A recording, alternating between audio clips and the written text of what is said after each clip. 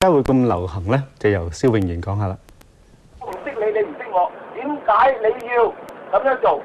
巴士壓縮短片一時成為城中熱話，值得研究嘅係呢個網站點解會咁成功？喺 YouTube.com， 網民可以自行上載自己製作嘅短片，或者明星嘅趣怪片段。每日平均有45段新片上載到呢個網站，俾人瀏覽嘅短片就多達35萬段。最受歡迎嘅係呢段卡通片主題曲短片，至今點擊率達到700萬次。有網站公司形容 YouTube.com 嘅出現充滿革命性。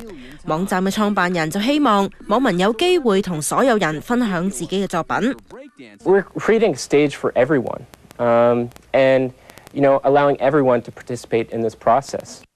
雖然有人擔心網站會俾人利用發放侵權片段，但係互聯網業界認為 YouTube.com 反而可以鼓勵新一代多啲運用創意，並且預期互聯網廣播未來大有發展空間。